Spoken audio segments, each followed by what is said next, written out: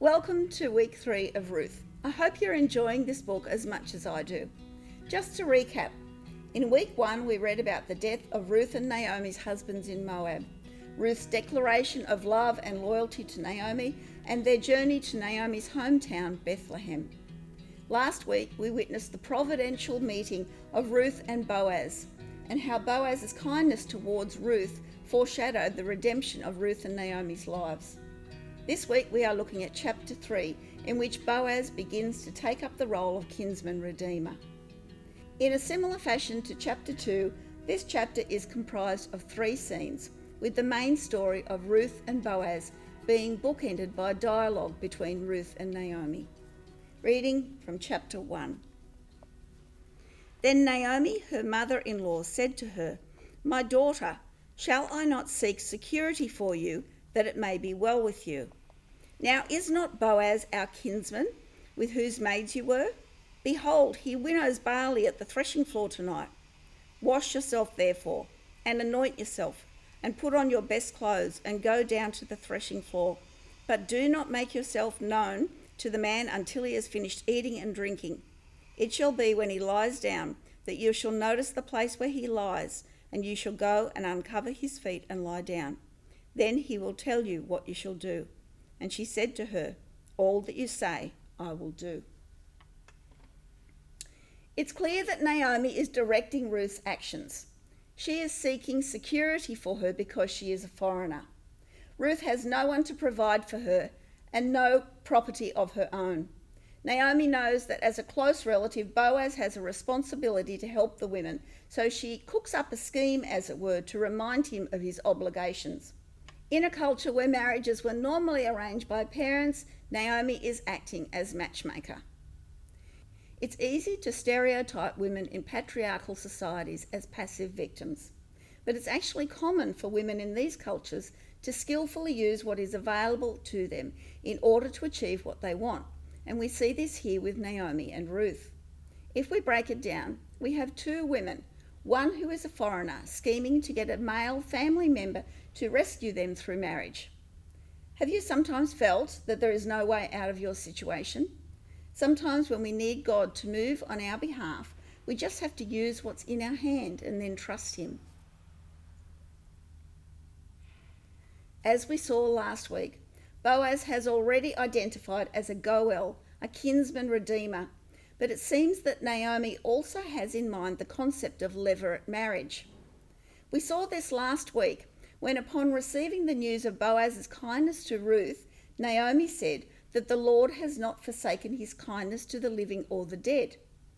She seems to have in mind the restoration of her dead husband's line of descent through a marriage of Ruth to Boaz.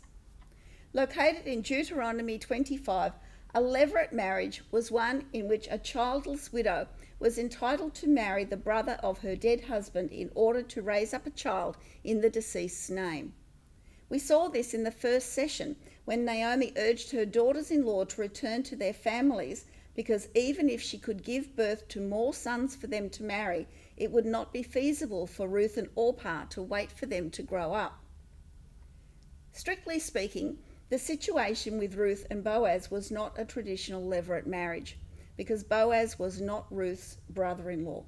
There is much debate among scholars about this aspect of the book because it actually conflates 2 unrelated customs, the levirate and the kinsman redeemer, whose responsibilities related more often to redeeming family property. Naomi then instructs Ruth on how to behave with Boaz at the threshing floor, and Ruth demonstrates her submission to her. Reading verses 6 to 13. So she went down to the threshing floor and did according to all that her mother-in-law had commanded her. When Boaz had eaten and drunk, and his heart was merry, he went to lie down at the end of the heap of grain, and she came secretly and uncovered his feet and lay down. It happened in the middle of the night that the man was startled and bent forward, and behold, a woman was lying at his feet. He said, "Who are you?" And she answered, "I am Ruth, your maid. So spread your covering over your maid, for you are a close relative." Then he said, "May you be blessed of the Lord, my daughter. You have shown your last kindness to be better than the first by not going after young men whether rich or poor. Now, my daughter, do not fear. I will do for you whatever you ask, for all my people in the city know that you are a woman of excellence. Now it is true I am a close relative. However, there is a closer relative than I. Remain this night, and when morning comes, if he will redeem you, good, let him redeem you. But if he does not wish to redeem you, then I will redeem you. As the Lord lives, lie down until morning." This scene probably takes place at the end of the barley harvest. After harvesting, the grain was separated from the outer husk by a threshing sledge. The mixture of grain and husks was then tossed into the air with a large fork so that the wind could blow away the chaff, leaving the heavier grain to fall to the floor. This took place on a threshing floor, which was an area with a large, hard, flat surface, ideally exposed to the wind. It was common for men to sleep on the threshing floor to deter thieves. Ruth, who has adorned herself according to Naomi's instructions, waits until Boaz falls asleep and then uncovers his feet and lies down. It's not clear how long she was there before Boaz woke, but at some stage he wakes up suddenly to find a woman there. Interestingly, here the writer is using the bed trick motif, where an eligible man is surprised by an unexpected woman in his bed.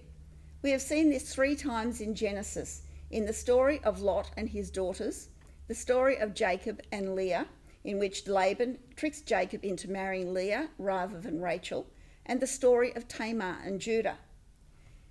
3 of these women who participated or were affected by the bed trick, Tamar, Leah and Rachel, are mentioned as important mothers in Israel later in chapter 4 of this book. After waking, Boaz asks who's there. Ruth replies that she is his maid or maidservant or handmaid. The Hebrew word for handmaid is only used this one time in the book. It signals a higher status for Ruth. She has gone from foreigner and Moabitess to being Boaz's handmaid. Now Ruth goes beyond what Naomi told her to do in asking Boaz to spread his covering or his garment over her. Some translations say, "Take me under your wings." In asking Boaz to do this, she is actually asking him to marry her. Ruth is reminding Boaz of his duties as Goel and more. Boaz responds to Ruth's request by blessing her.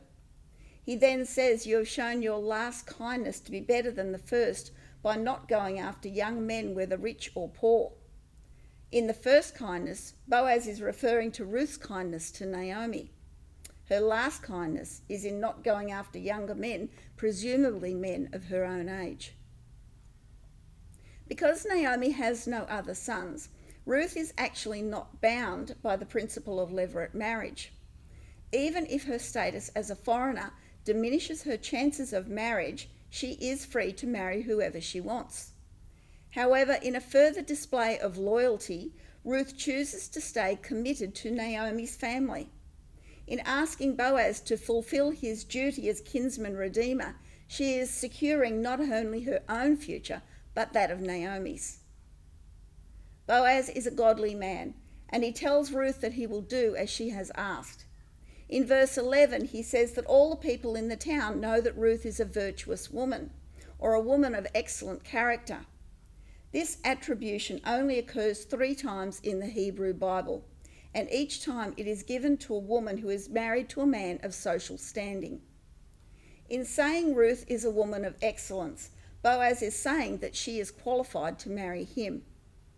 Again, we see that Ruth's status has changed in the eyes of those around her from being just a Moabitess, a foreigner, to being considered an excellent woman.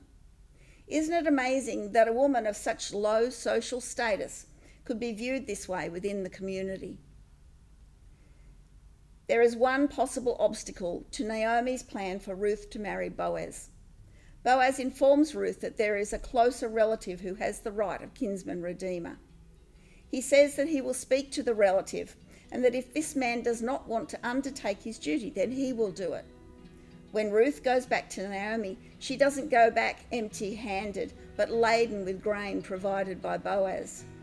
Chapter 3 ends in a cliffhanger as we wait to see the outcome of Boaz's meeting with the other male relative.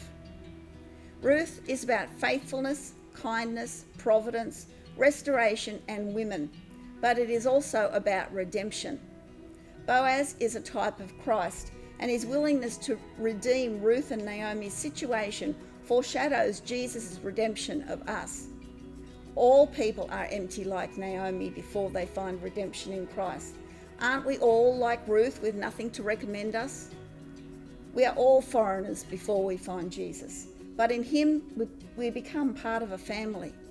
Like Boaz, Jesus looks beyond race, gender, and social status to the heart. And like Boaz, Christ is redeeming a bride for himself, the church. In this week's groups, I would like us to consider our own frailty and Christ's acceptance of us, regardless of all those things.